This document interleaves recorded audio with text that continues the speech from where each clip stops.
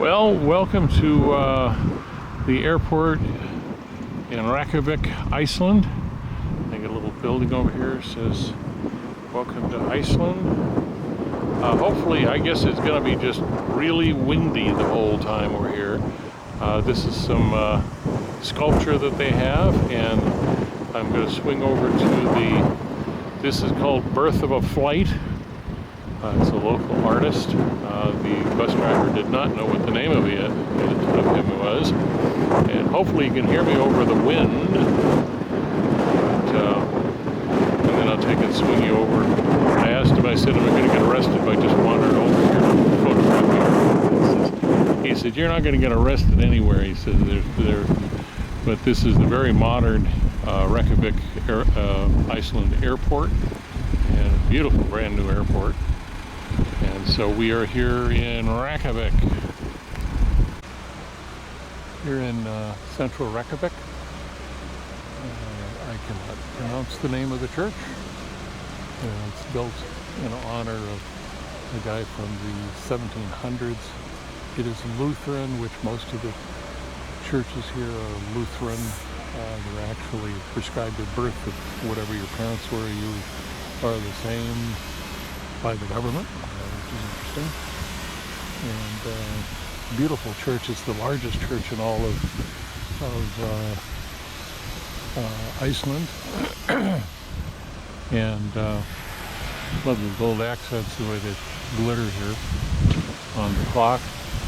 And anyway, it's a relatively modern church built in the 1800s. Took them 40 years to build it. And it's, if I understood it correctly, it is quarried basalt rock. That is what it's made out of. And I'll put the name of the church and the dates on the screen. Here's the reason why we come to see these hot springs. And a lot of hot water comes out of these. And these, I guess, are really, really hot, so they're not. You can't really get into them.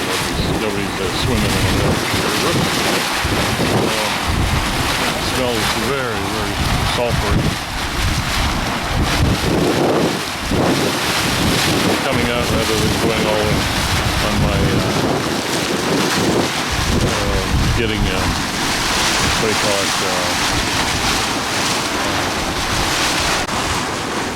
Hopefully I'm not just getting a lot of steam on my lens and not come out. It's so bright, it's such a bright sunny day. I can't really see the screen at all. But I can see that. Well, tremendous amount of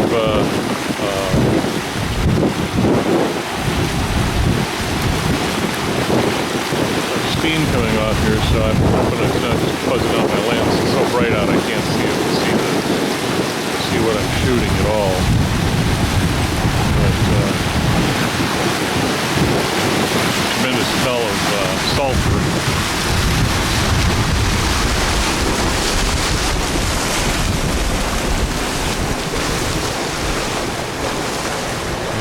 Probably 45, 50 degrees and very, very windy. But the sun's out. And I'll take and bring you up and show you a little bit of some of this landscape we're going through. We are here now at the site of Real Viking hot tub. This is on the property of, at one time, the greatest Viking, the biggest, and I can't pronounce his name. Anyway, so this would have been dug in about 1200, I think she said.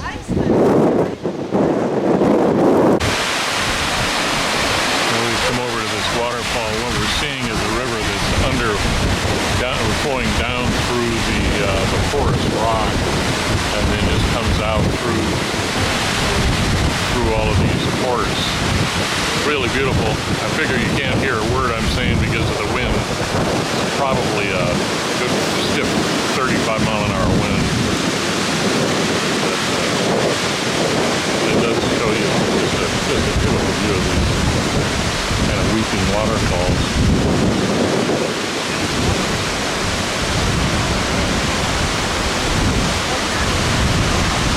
I'll put the name of the waterfall up on the screen, assuming that you can hear anything that I'm saying. There's a typical farm up here. They're always white, and they're always red roofs. But, hopefully you can hear the rush of the water. It's just beautiful. And the water coming down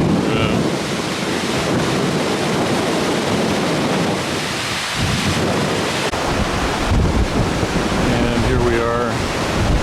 There's a glacier up around the corner there. You can't quite see it here, but this is the channel of the river coming from the glacier. And it comes down through. You can tell it is a glacier fed because it's got a milky texture to it. That's the glacier actually grinding the stone that it's passing through into a powder. And then I'll swing you around this way. And we'll take a look out this way, and that's where around the corner is where that waterfall, series of waterfalls were. Again, that water was not coming from glacier, that was coming from snowfall and rain that was coming through that falls.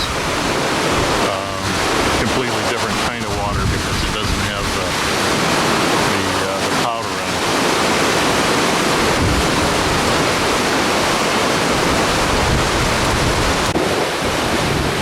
This is known as Children's Falls.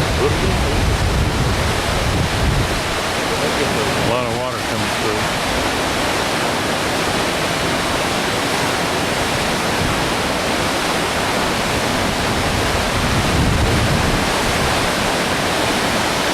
Rolling around.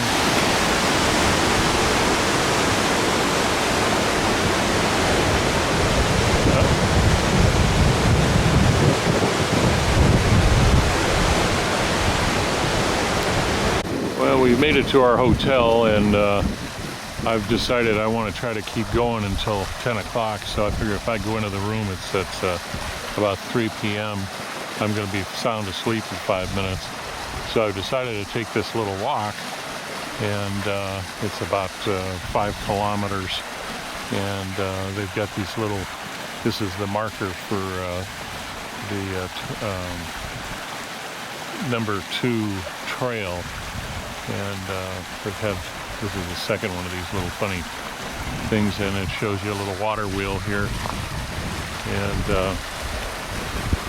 so the water is just beautifully crystal clear here, and at points it's 3 feet, 4 feet deep, and you can see absolutely all the way to the bottom. But so I'm going to do this little walk and see what else is in store here. Well, here along my path that I'm walking from the hotel, come across this little building, and there's a sign on the front of it that says that this is where the power is coming from for this section of Iceland.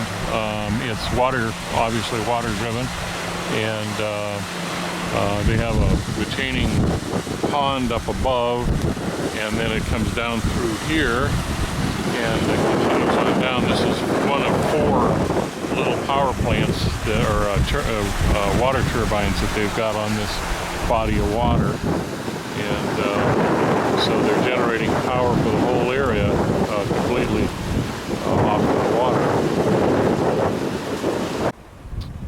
Another little stop along my way is this karat, or something they call it. It's a sheep fold. They would have brought the sheep in and put them inside this for the night to keep them safe, so they didn't wander off.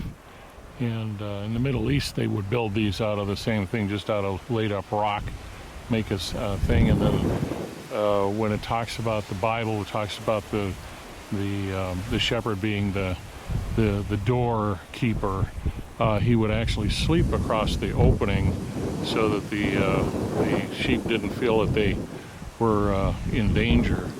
And so he would block the way so they wouldn't get out at night, and that would allow him to keep an eye on the sheep. If the bears or wolves came by, they'd start bleeding, and then he would get up and protect them. But it just shows a Icelandic karat or something like that. I look at the words and I can't figure out how they pronounce them. I'll put it on the screen. So anyway, this was from the turn of the century, the early 1900s, they said.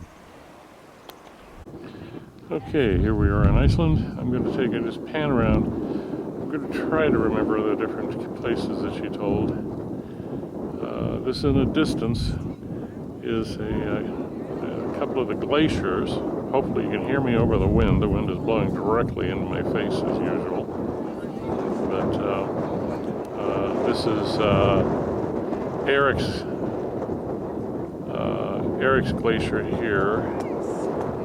And he said this is a Shield Glacier or something like that. Oh, it's rather difficult because they throw all these different things at you so quickly, and understanding the way they're pronouncing things is just almost impossible. But there's a glacier, a Shield Glacier, that's Eric's Glacier, and then the Long Glacier is near too, but it is so bright. Trying to see where I'm at. You might have to stay here a lot longer than you. But this is just a distance view. I'll take it back out a bit. We're quite a ways from these places. But again, this is some of the glaciers here on Iceland. We're standing on the top of a little mound. And I'll just try to bring you around and do much of a 360. There's a tower next to me. But not quite the way that we should be seeing it. The sun's in the wrong place, but of course the sun's always in the wrong place because it's very close to the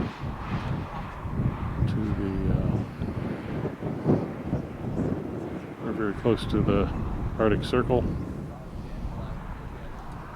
There's some farms.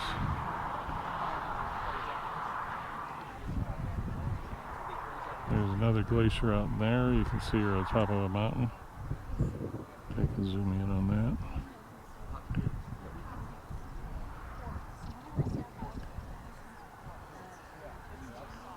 It's very stark. The trees are all planted trees. They've all been taken away at one point or another.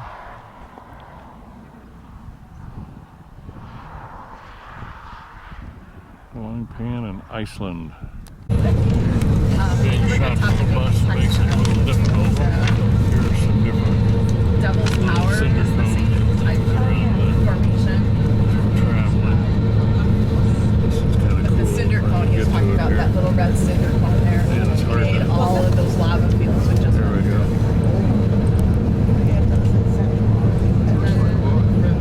Yeah, it does. They have a lot of There was salt columns, but I don't remember exactly what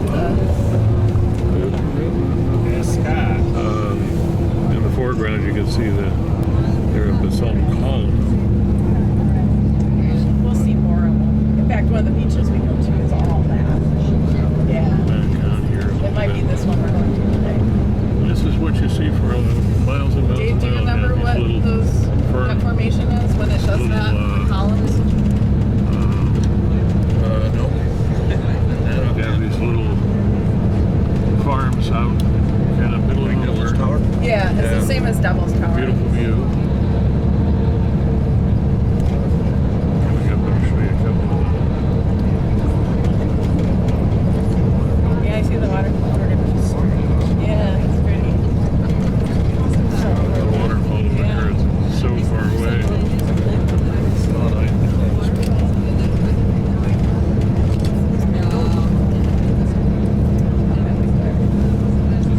Oh, it's just a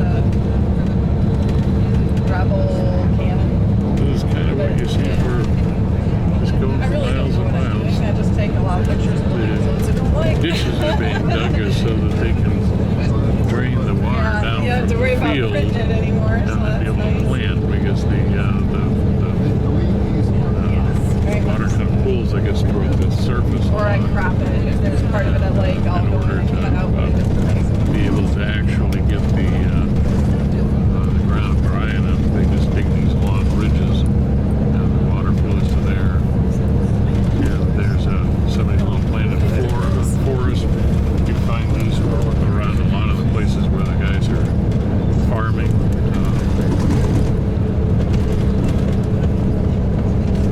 Really interesting country. We're finally got some sun on the right side of the mountains.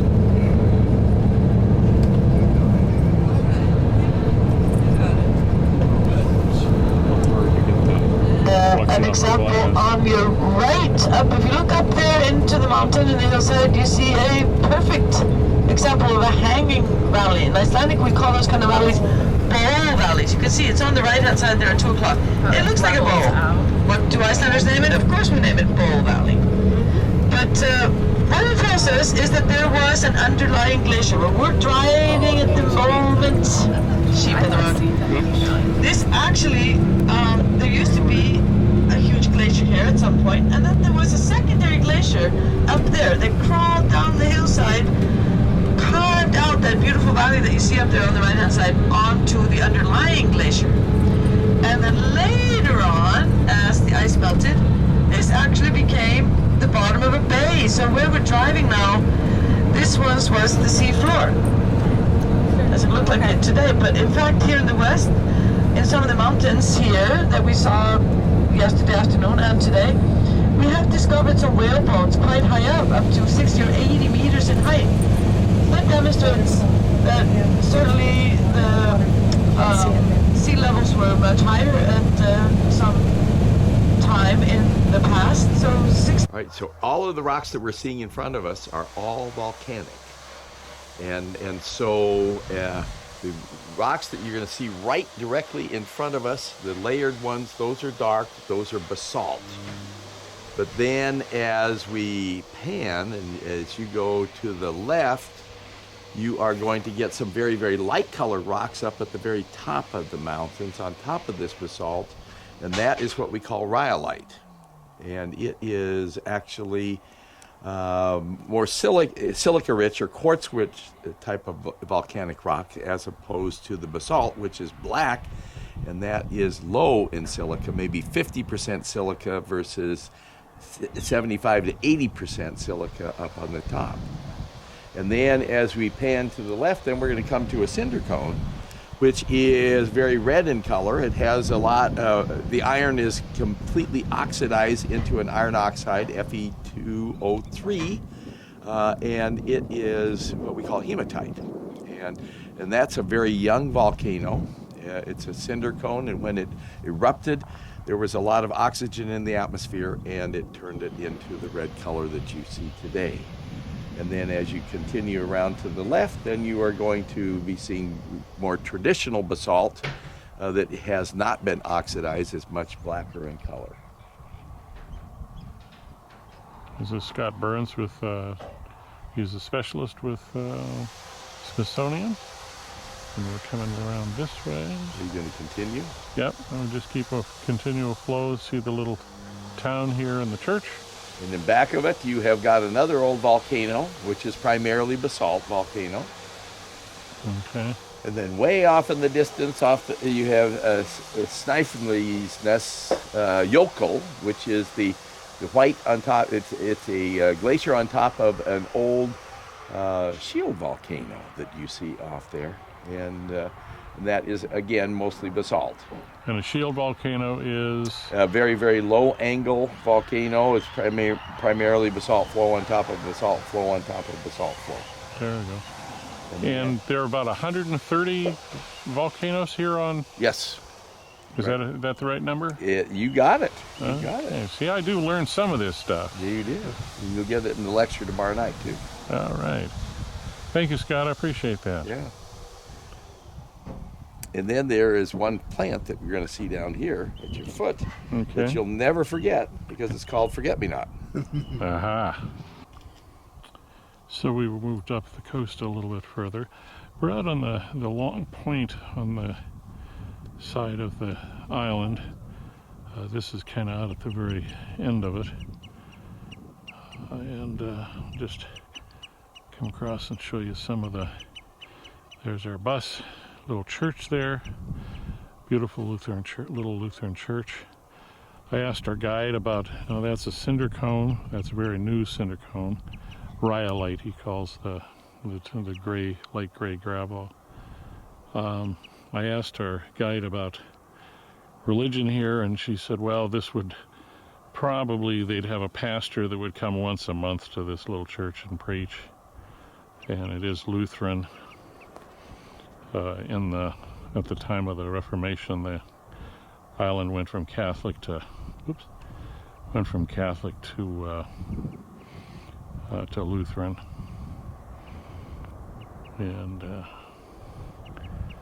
and this is the bay that we're following along. It's very shallow. Just over from where I was, we've come down to the beach now. Rather unusual. This beach has got a white sand or a tan colored sand, but all of this basalt rock, this is a lava flow, and you can see kind of how the motion looks to it. And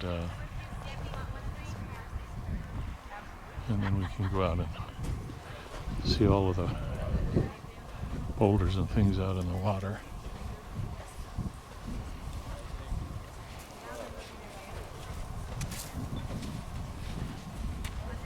Are you getting amazing photos? Well, I'm trying. Will you send me some? I will. The video will be. Credit in my blog. There you go. The video will actually be posted on YouTube when I get the thing edited. Here are some Arctic terns sitting on their nests. You can see them nice and clear. These are the. Oh, there she just flew away. Now this is called columnar basalt, and I'm not going to give you the whole description, but basically what it is as the basalt flow or the rock flows to a stop, it starts cooling from the top and the bottom, which causes it to start getting into these pillar shapes like this. And they'll be, I think he said 4, 6, or 8 sided. And the ones over here, he said, actually cool from the end down. So he said if you broke this apart, you'd find the same patterns. And so you can see the squareness of the ends, and he said that's actually the ends of the cooling process. And from here, then you can see the cave going back in. It's time to head back to the bus, otherwise we... And there are more of the ridges coming on the inside of the cave. And we're on the down here. And these are I'll take you back and then show you where we're at in relation to the... Oh yeah. Well, you can't see it. This is a different it's all volcanic cooling rates. And the size cinder I've cone seen here, columns and like behind this, it is like that. the one with the And big also glacier on top of the it. composition of these flows. So So swing you back up this direction, and you can see the erosion. Yeah, the wave erosion. Yeah. No. there's columnar basalt. Like the columns are at an angle. I've walked down toward the shoreline here. We just had lunch up at a restaurant just above us. And how about this for showing a flow line of the lava as it came down to the sea. You can see the definite movements of the lava and how it's eroded. I think that's pretty cool. I'm going to tourist in the picture again. Come around this way. Standing on loose, very large rocks, so I got to be careful not to fall down here. I'm going to take over here to this cave. And come over to this kind of a high bridge with a cave back behind it. The locals don't like it that we're here squawking, carrying on.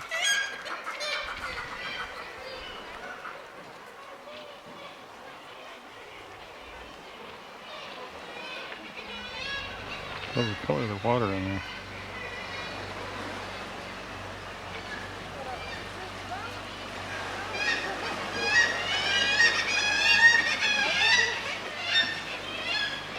I think those are just common seagulls making all the noise.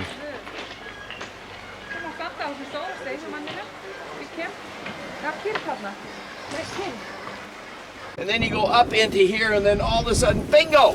Look at that dude. I mean, it's a rock that's completely different. And then if we look at it up closely, you can see all the crystals in it. But it's an igneous rock. And so it is a rock that is in the flow, and that's what we call a xenolith. And then if we look at it, at the characteristics, it's half black, half white. You can see the crystals. A half black, half white rock is called diorite. Granite is all white with a few black specks. And that's the equivalent of the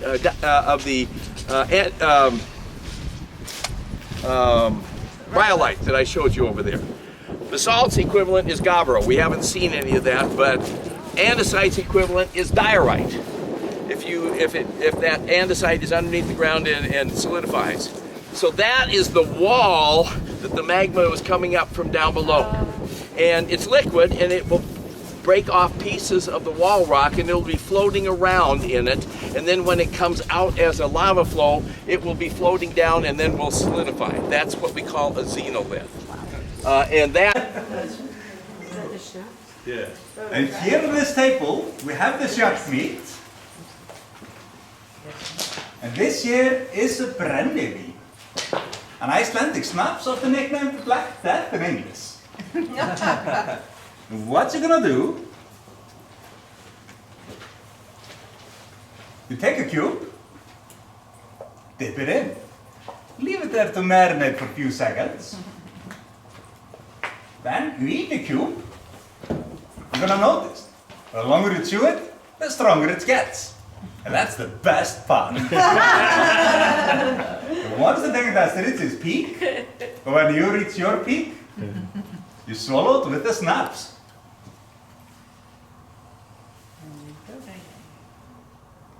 Like this. And for those of you who don't want the snaps, this rye bread is alternative for you. And if you like either of those two combinations, I encourage you to try the meat again, just plain. So please, enjoy. Help yourselves. So grab one. Put it in. There you go. Not possible. You were going to do it. Soak it first. That's it. I have a little bit of shops. Oh my God, the shops are good. Yeah. Oh, Yeah, okay. Go first. He's gonna do it. Oopsie. Thank you. It's not bad. Yeah, we're over. Okay. I don't see anybody killing over Not this. bad. Did you get one? No. One for Steve. Now I'm getting an F. Oh, wait. There you go. Help yourselves. I wouldn't do it again. Ernie, did you get one? I had two. The ammonia does. It's not bad. There you go. You do more ammonia with time. Yeah. Oh, you got one? Who else needs one? Mary, you want one? I had another. Anyone else? I'll take it. There you go. Better when the schnapps Did you goes get one? You down. want another? I was first one. You want another? I like it. Yeah, I like it. Oh my There's lots of people who want it. And there we have it. So, Peter-fried Greenland shark. It's poisonous when it comes out of the water. They weigh up to everybody! 2,500 pounds. And he said that they cut it all up and they you're they real. have to said you're let it sit for 4 months outdoors to get the urea out of the stuff, because the shaker shark doesn't urinate. It just reprocesses urine through its body. All right, everyone. And eventually it comes out and they The chop it up person and wants, they are sell there it. bathrooms? There are bathrooms out here in I the did hall not to the take left. it. And you might want to take I'm a not peek gonna try. around the house up that way. Okay, and here, and I fortunately this is not smell-o-vision, but here are all the Greenland shark that they've got hanging in the putrefaction process. And I want to tell you, it's an odor that you will really remember for a long time. I'm going to run now. the top of a volcano. We've hiked up. It's a really strong wind, so I'm assuming nothing is going to come out of my commentary. Here's the last of the cinder cones inside this, and you can see how the side of the cone has blown out, and the flow has gone out from there. And I have come off the path a bit, so they're doing. Hang on, I got to move up. Whoops, gonna fall in the hole. Back a minute. And here is some more of the valley that we're in. There's a whole series of these cones. He said that there's a rift running underneath us, and that's the reason why these cones kind of line up. And here's a smaller there. Come around and you see much bigger set of volcanoes off in this direction. Iceland in the wind, and it is cold. As we're heading out, this sheep corral, carne or something like that. It's about 150 years old, according to Scott, our guide. They bring the sheep in there and keep them there while they come back. Well, I'm slightly protected from some of the wind, so, well, here comes the wind again. But this is the inside of the volcanic cone, and you can see the small cone on the inside here. Here comes the wind again. That's the cinder cone inside the cinder cone. I've been calling on the god Pele and Thor to erupt it, but it doesn't seem to be reacting to it. I'm going to swing you out this way, and that shows you the valley, and it shows you the flow of all of the lava that came out of this, spewed across that section down there. Okay, so this is where we were just up on the top. This is the volcanic cone. You can see some people up on the edge, and they're yelling for me to come, so this is very cool. Very cold. Ooh. We only teach them to switch between the gates on command. And we know that these gates are natural because you can see young foals just about a few days old that will do all 5 gates free on the field. Now see us switch gates. Can you see the difference? This is not as smooth as before, and also not as comfortable to sit. This is trot. Trot is a gait that all horse breeds do. Trot is a 2-beat gait, and this is the relaxing gait. So when a horse is running long distance or running free on the field, they usually trot. The Icelandic horse is not very tall. It's only about average 14 hands, but we always call this a horse and never a pony. And just to give you guys the heads up, never call them a pony in front of an Icelandic person. We might get very offended. Because to us, this is a horse. They're very strong. They can run for long distance and for a long time. And they can also stay outside during the winter time, even in snow blizzards, because they grow thick winter coat that they shed in the spring. Nature has made these horses extremely tough. So the gait you see here right now is walk. Maybe not the most exciting gait to watch, but we go slow sometimes too. The Icelandic horse is known for having good temperament. They are generally quite easy to train. They're friendly and they're also curious. Later when we visit the stables, but when we compete with Icelandic horses, we usually do not race them, do dressage or jumping. We mostly compete in gaits. So we have special standards that the horse has to fulfill, and then they get grades based on their performance. So there are never Icelandic horses at the Olympics, because when you compete with Icelandic horses, you compete against other Icelandic horses in gaits. Now see switch gait once again, and this is fast tuft, my personal favorite. It is the same gait we saw in the beginning, only faster. And I promise you this, if you ever have the chance to try fast tuft, you never want to ride anything else again. It's fast and smooth. It's great to sit. The Icelandic horse has many different colors. We do not breed any specific color, and there are around 100 different color combinations in this breed. The most common colors are chestnut, black, and bay. The horse that Kolla is riding is dark bay. And but you can also find palominos, pintos, red dun, blue dun, bay dun, grey, white. There are even horses with blue eyes. You can see that she's barely moving, and therefore the glass is of course also barely moving. I also know Kolla very well, and therefore I know that she's trying extra hard not to spill it, because then she won't get any.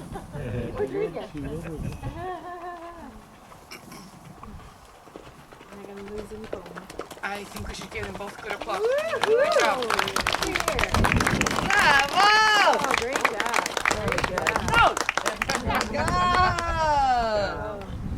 Ah, good one. See you in the stables. All right. She thinks she can go to the stables. Kolla, you can't go yet. She was hoping I forgot the next part. She just doesn't like the next part of the show. Now she has to turn around and she has to show us the difference between plot and tuft while holding the beer. Try to get I away really with it. think you just tell them what happens and I can enjoy the beer. But it's much more funny if you show us. Not for me. Yeah, I know that. Just take a big sip before. No. You're gonna see why, but it's a very good demonstration, but also quite sad one.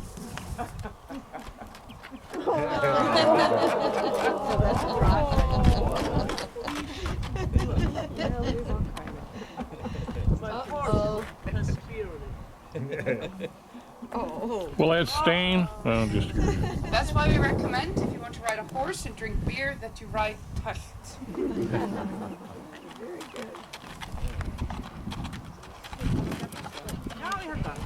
So he's going to say goodbye to us, the horse, his way, and I recommend to have your cameras ready.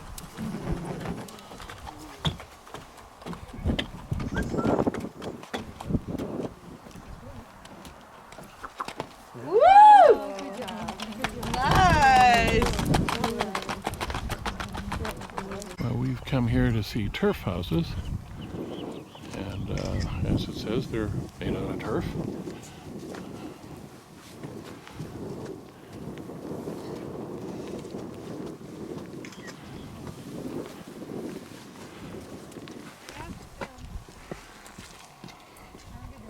Yep, very much like ones in Scotland that I visited.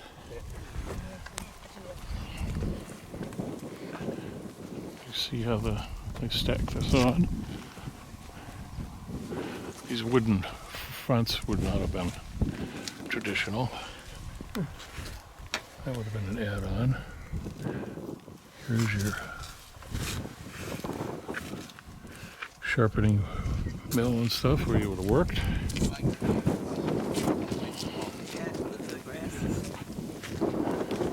He needs to mow the roof.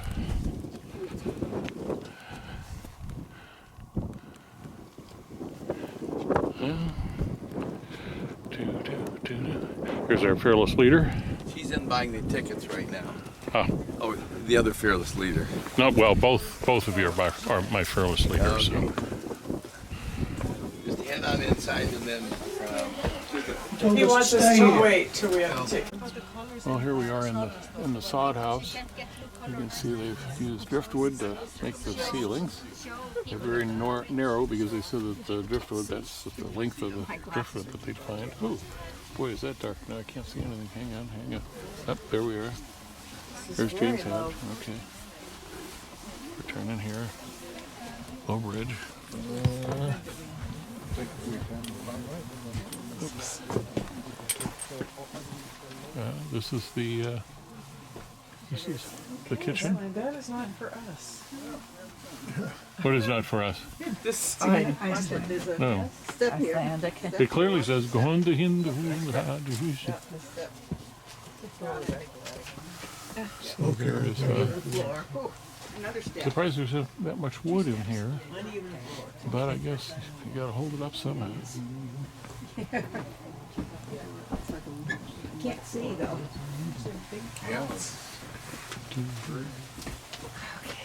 Oh. All right, this is where the cooking and the washing were done. The washing, isn't the washing? Well, it's that way for a very long time. So what you're looking at here is the long central hall of the house. You see people down ahead of me there. You get a little bit of light here every now and then it goes into total darkness. I'll check another room out here. Everybody's going left, I'm going right. They're going right, I'm going left. There's a little storeroom. This is the long pantry, it says on the wall.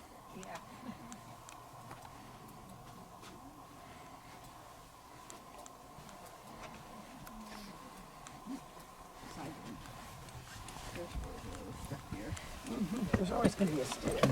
Yeah, you have to be very careful both with their feet and your head. Yes, absolutely. Thank you. That's one thing I don't have to worry about. Yes, yeah, there. I was going to say something with Castles you. in England were wonderful. I could just go straight in. Yeah. There's another little room.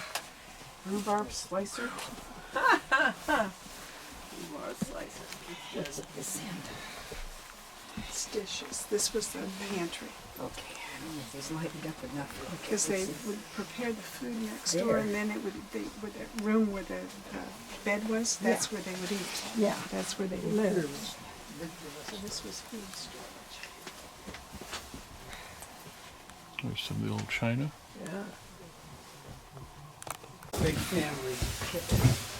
There's another Yeah. room. Well, this one's all finished in wood, which I don't think this was the original house.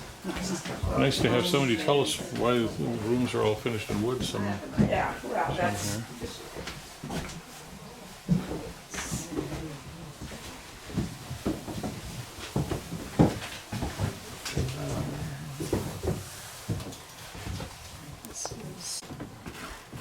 Well, the young lady just explained to me that this is the pastor's house, and he had the money to import the lumber that lines this. And somebody just whacked their head on another board. I've been doing that all afternoon. But these were the sleeping quarters. The other ones are like storage and cooking chambers and things. So this is the real house that they lived in. A little spinning wheel. Or, yeah.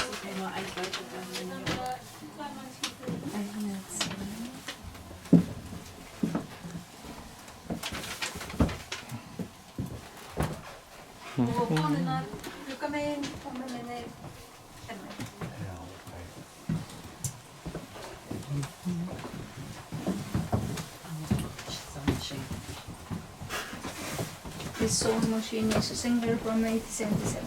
Oh. Or, you know, the company before Singer what? Yeah. Yeah. I don't know. Wow, look at that. So were they this tall? Some of them were short, some of them were taller. It's easier to read at houses when they are not very This must have been the preacher's room and his wife. Here's their desk. I think this gentleman has to take care of his head. Yeah, this is tall. This is short.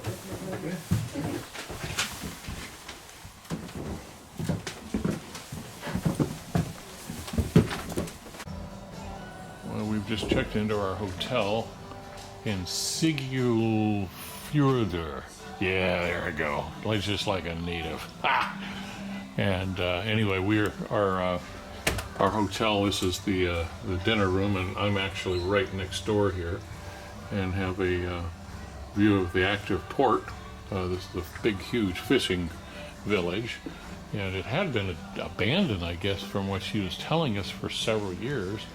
And then a wealthy American came in, and a wealthy Icelandic who made his money in tech in the U.S. decided to kind of rejuvenate the town, and so they have restarted the fishing, and he built this beautiful hotel, and I guess a lot of other buildings here in town too. And so anyway, so That just shows you what it looks like outside our window. It's a pretty rugged drive. The very large crooked road coming in very narrow. The bus driver was saying that the taxes are going up here because the EU is demanding, because of the loads of tourists, that they have to start widening all the roads in the entire country because they're below EU standards. So he says rather controversial, but boy, the roads really are narrow. Well, here we are outside our hotel this evening, and you can see the mountains behind us, and there's the green and white building is our hotel, and then the active harbor here, and you can see all the houses up on the thing, and they've got a system up on the hills. Let's see if you can see it. Yeah, to stop avalanches. I guess they get a lot of snow up here. She said there's only a few degrees cooler than the other parts of the country, but it just gets much colder, or they get a lot more snow. And so this is the kind of the downtown area. We're here deep inside a mountain. Wow, this is a long single lane tunnel. Salt rock. So I First one guess was the people coming the other way 77,000 have meters to long. I don't know what this one is. Yeah.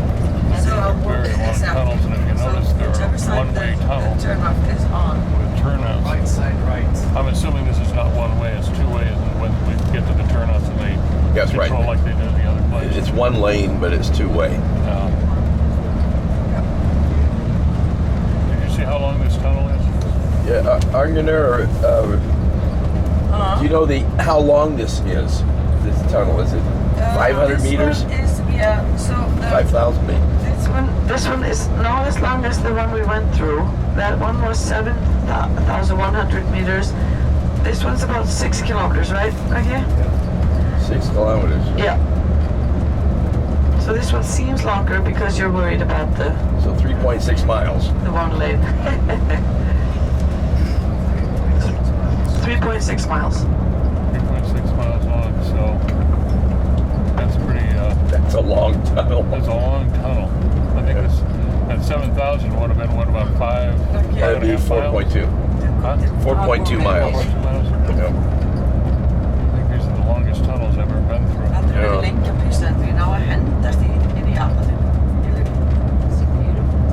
What's the name of this tunnel? Have a name? I don't think they do. Where is it? Okay, and Between Singapore and we're heading down to. I think we may be coming to the end of this tunnel. I can remember the Icelandic woman in Djúpalóðssandur. We are coming up. Here we go. Here are. Almost out. There we go. Watch this view coming popping out of it. Singapore and There we are. We survived another Accurate. big So long we're tunnel. coming down to AKUR. We are in Rocky's okay, thanks. hometown. Hey! My territory. This is where we switch and I drive and he's gonna take over the guiding. Can I get off? Sorry, we've locked all the doors. Oh no, not that again. We're holding you captive. And we're feeding you nothing but shark for the next 3 days. Oh, perfect. Well, we've just made the turn into hell, apparently. No offense, Rocky. Don't take any offense at that.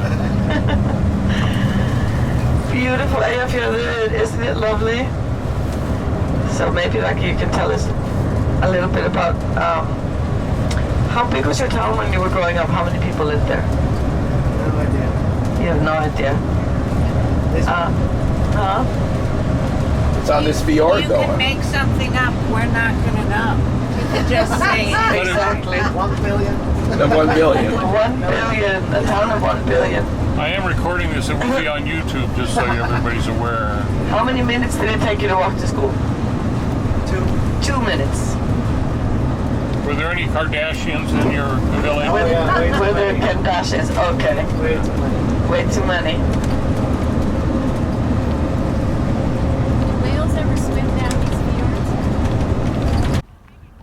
Welcome to the Mid-Atlantic Ridge. This area, the direction I'm pointing right now, is heading toward America, and there's a rift that comes right through this valley here, this flooded area. There's a volcano there, and then there's a whole bunch of what look like volcanic cones or cinder cones here. And he said that it's actually none of it is volcanic. It was steam vents coming up from underground, and so they formed these all through the steam vents. In the distance there, if I can see it, yeah, there in the distance you can see some of the vents still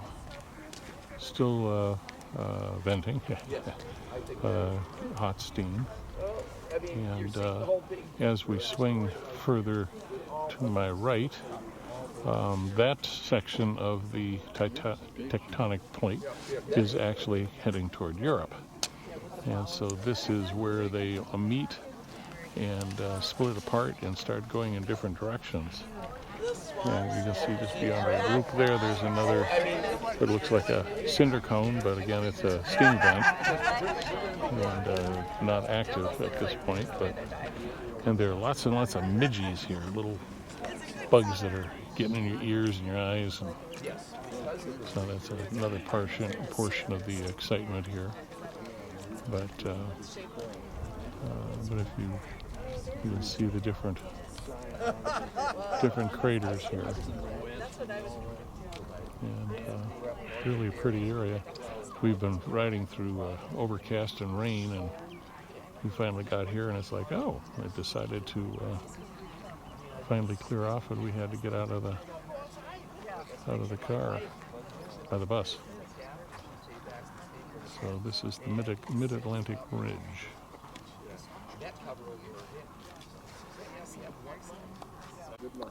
Well, we've come down into this valley now. This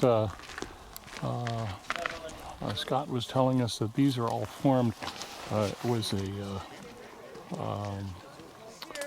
river valley that fills up with molten lava, and then the water below boils, and the boiling water comes up and goes through your basalt, boiling your liquid rock, and then what it did was it cools the rock, so the rock actually starts forming these pillars.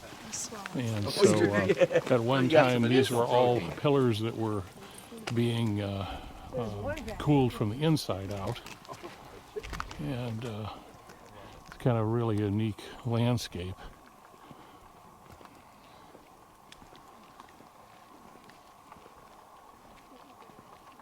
There's lots of little midges bugging around. Geez, I'll tell you.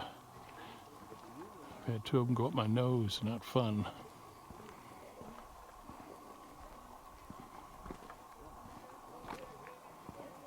So these towers were all formed by cooling, the steam cooling the basalt rock lava. And it's pretty cool looking.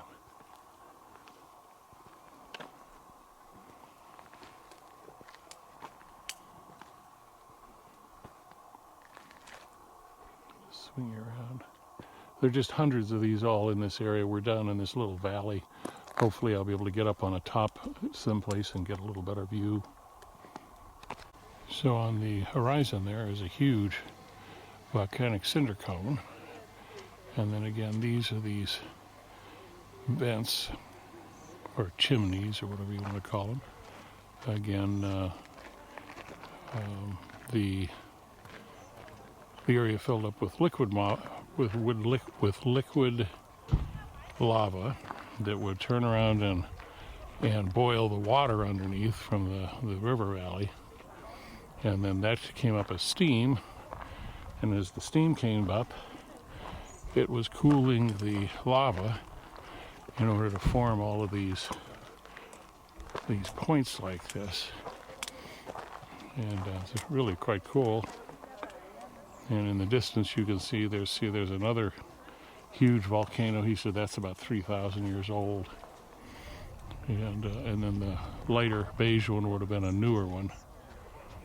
But the whole area is just filled with volcanic craters and vents and steam vents, and so it's really pretty interesting.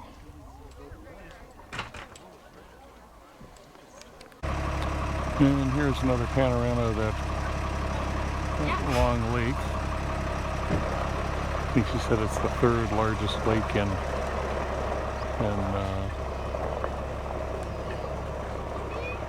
Iceland.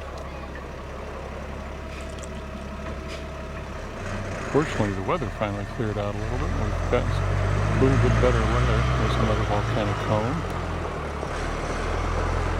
I've lost the group completely. I got back to the bus thinking I was late, and the bus driver said, nope, nobody's here. He said they're going to have another about 10 or 15 minutes. So I thought, okay.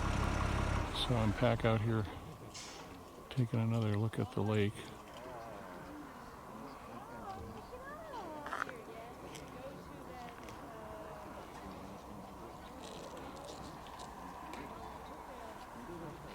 And I don't remember the name of the lake. I'll put that on the screen so people can see what I'm doing.